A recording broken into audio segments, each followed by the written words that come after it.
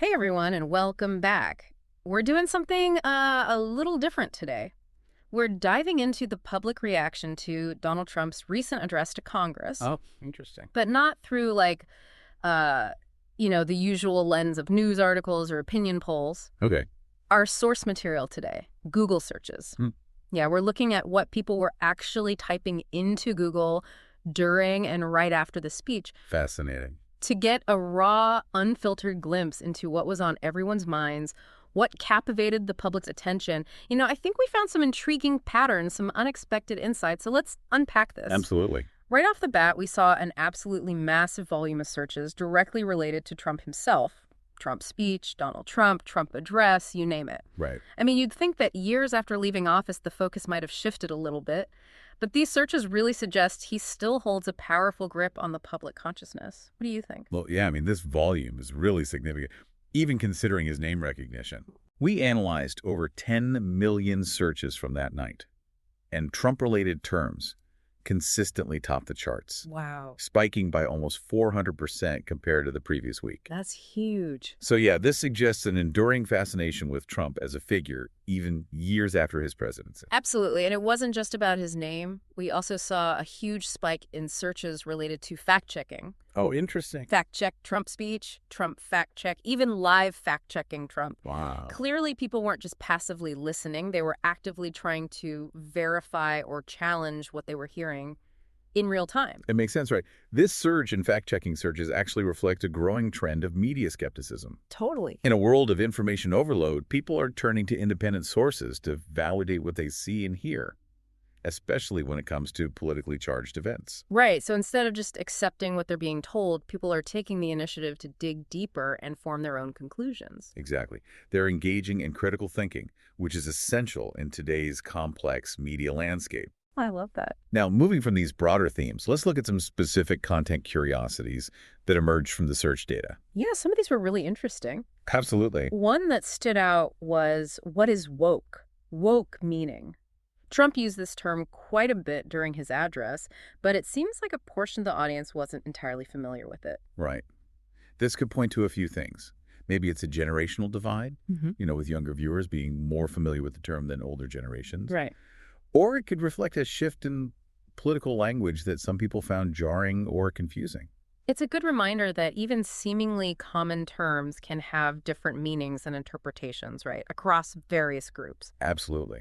And it highlights how language can be used strategically to appeal to certain demographics or even to create division. Oh, for sure. We also noticed a bunch of searches for specific individuals: Nancy Pelosi, Hakeem Jeffries, Rosa DeLauro, all prominent figures in Congress, some known to oppose Trump. It seems like people were interested in their reactions to the speech.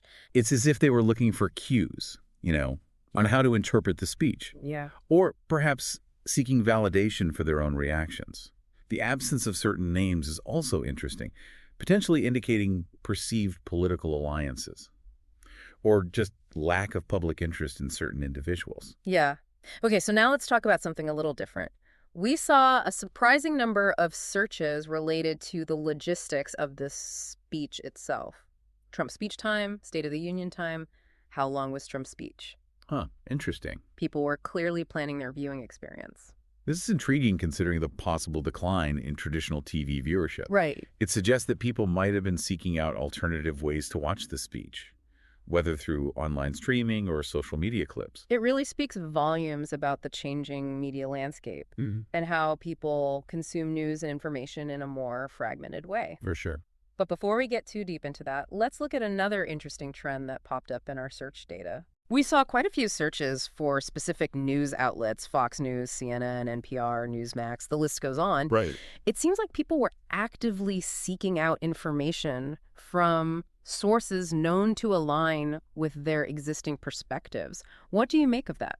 Well, it's a clear indication of how our information consumption is becoming increasingly personalized Yeah. and, unfortunately, often reinforces existing biases. Yeah. We naturally gravitate towards sources that validate our worldview, Yeah. which can lead to echo chambers Yeah. and make it really difficult to engage with alternative viewpoints. So it's not just about access to information anymore. Right. It's about the specific sources we choose to trust and rely on. Exactly. And this brings up an important point, for all of us to consider. How do you choose your news sources? It's a great question. Do you actively seek out diverse perspectives? Or do you find yourself mostly sticking to familiar outlets, the ones that just reinforce your existing beliefs? That's a great question for everyone to ponder. But before we get too deep into that, let's shift our attention to some of the more unexpected search terms that emerged from our analysis. These were less frequent, but they offer some fascinating insights into specific policy points that resonated with certain viewers. Yes, these unexpected nuggets, as you call them, can reveal a lot. The underlying anxieties, interests, and priorities of different segments of the population. One example that caught our eye was the phrase drill baby drill, which saw a noticeable spike during and after the speech. Interesting. This slogan is often associated with increased domestic oil production. Right. And it suggests that energy policy and economic concerns were on the minds of some viewers. It's fascinating to consider why this particular topic resonated and how it might connect to broader anxieties, about things like inflation, energy independence, and the environment. Right. And then we have searches like Trump Social Security, which suggests concerns about the future of social safety net programs under a potential second Trump term. This highlights how specific policy pronouncements can have a big impact. Yeah. Even those delivered in passing, they can trigger a wave of anxiety and information-seeking behavior among certain demographics. Absolutely. And it's a reminder that even in a politically charged environment, people are still deeply concerned about practical, everyday issues. The ones that directly affect their lives? Now, in addition to these policy-related searches, we also saw a cluster of searches hinting at potential drama during the address itself. Things like who was just removed from the State of the Union or who just got escorted out. Yes. These searches suggest that something happened during the speech, something viewers found noteworthy enough to immediately Google. But the searches themselves don't tell us what actually happened. Exactly, and that's where the need for critical thinking becomes even more crucial. Right. It's easy to get caught up in speculation and rumors, especially in the fast-paced world of online media. But we need to be careful not to jump to conclusions or accept every headline at face value. So let's dive into how we can navigate this information landscape effectively and avoid falling prey to misinformation.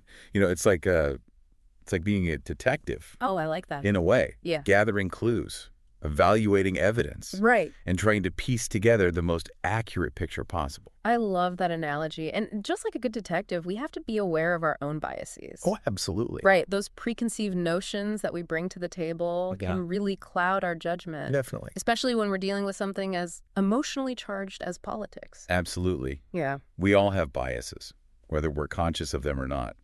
And it's crucial to acknowledge those biases and try to mitigate their influence, on how we process information. It's tough, though. It is. Our brains are naturally wired to seek out information that confirms what we already believe, even if it means overlooking or dismissing evidence that challenges our views. That's true. Yeah. But it's not impossible to break out of that pattern. Yeah. It takes effort and a willingness to challenge our own assumptions.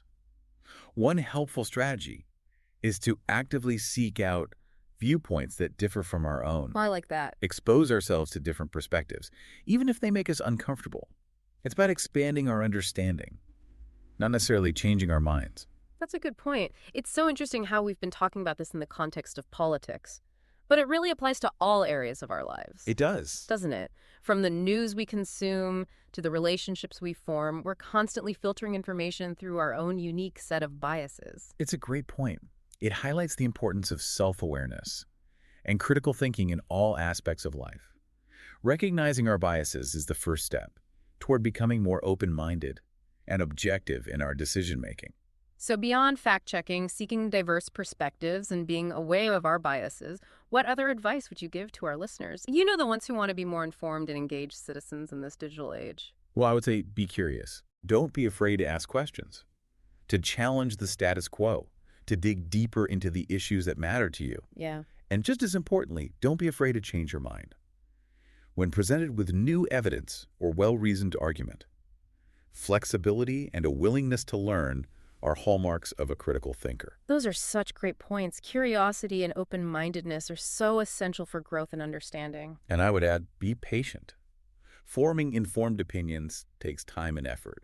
Don't expect to have all the answers right away. Nope. Be willing to grapple with complex issues, to sit with discomfort, and to engage in respectful dialogue with those who hold different views. True understanding rarely comes easy. You're so right. This has been such a fascinating deep dive, and I feel like we've learned so much from just analyzing these Google searches. It's incredible how much they reveal about public sentiment and how people engage with information in today's digital world. It's been a pleasure exploring these ideas with you. Likewise. And I hope our listeners are finding this conversation as thought-provoking as we are. Now, before we wrap up, I want to circle back to something we touched on earlier. We talked about how these searches can highlight potential blind spots in public discourse. Right. What isn't being searched for? What topics or perspectives are being overlooked or silenced? That's an incredibly important point. While these search terms can provide valuable insights, they also represent a limited sample of public interest.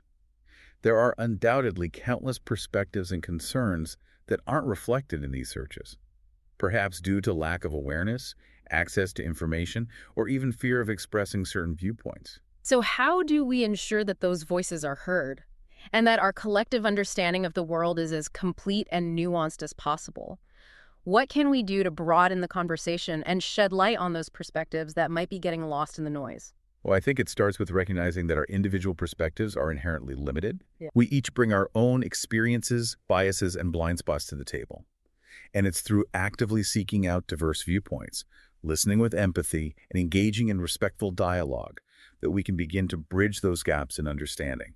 So it's not just about consuming information. It's about actively seeking out perspectives that challenge our own assumptions and force us to confront our own biases. Exactly. It's about cultivating intellectual humility. Yeah. And recognizing that there's always more to learn, even from those we might disagree with. That's such a powerful message, and it makes me think about the role of technology in all of this. On the one hand, it can create these echo chambers where we're constantly bombarded with information that reinforces our existing beliefs. But on the other hand, it also has the potential to connect us with people and ideas we might never have encountered otherwise. That's right. It's ultimately up to us how we choose to use these tools. Right. We can either let them reinforce our biases and divide us further, or we can leverage them to expand our horizons and engage in more meaningful conversations across ideological divides. So it's not just about the technology itself. It's about our intentions and how we choose to engage with it. Exactly. It's about using technology as a tool for connection and understanding, rather than a weapon for division and polarization. I love that. And it brings us to our final thought-provoking question for all of you listening out there. We've seen how Google searches can offer a glimpse into the collective consciousness, highlighting what captures public attention and what might be slipping through the cracks. But what about the searches that aren't being made? What topics or perspectives are being overlooked or silenced?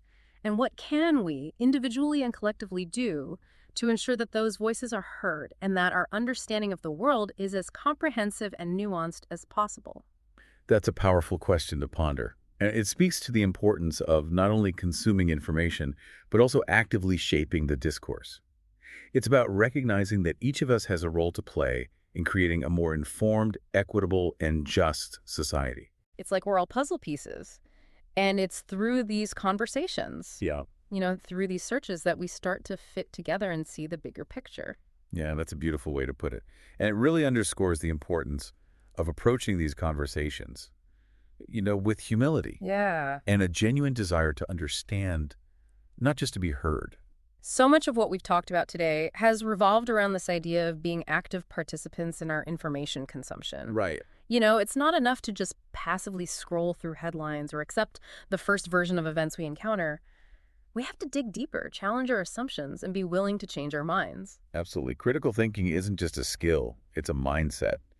It's about approaching information with a healthy dose of skepticism, curiosity, and a willingness to grapple with complexity. And it's something we can all cultivate regardless of our background or political beliefs. That's right. It's a lifelong process of learning, unlearning, and relearning. And it's essential for navigating the ever-evolving information landscape. Okay, so as we wrap up this deep dive, I want to leave you with a few key takeaways. Okay. First, remember that the information we consume is always filtered through our own biases and perspectives. Yeah. Being aware of those biases is the first step toward becoming more objective and open-minded. Second, don't be afraid to challenge your own assumptions. Seek out diverse viewpoints, even those that make you uncomfortable. It's through engaging with different perspectives that we broaden our understanding and grow as individuals. And finally, be curious. Ask questions. Dig deeper. Don't be satisfied with surface-level explanations. The more we understand about the world around us, the better equipped we are to make informed decisions and create positive change. Well said. And remember, this deep dive into Google searches is just one lens through which we can view the complexities of public opinion and information consumption. There are countless other perspectives to explore, and it's through embracing that diversity of thought that we can build a more informed, equitable, and just society. Thank you so much for joining us on this deep dive into the world of Google searches and what they reveal about the public's reaction to Donald Trump's recent address to Congress. Until next time, keep those minds curious and those searches going. Today is your lucky day. Today is the day that our $3 website works for you, paying you directly to your PayPal daily. Imagine $3 ongoing continuous payments to your PayPal account. Imagine falling asleep and waking up to $300 in your PayPal account. How would this make you feel? How could this help you? What bills could you pay? What kind of fun could you have? What does that retirement look like now? All for a one-time payment of $3. This website is DFY done for you, fully built and completely hosted, and never stops collecting payments for you. You have spent $3 on coffee on a regular, but that coffee won't help you create multiple streams of income. Click the link below.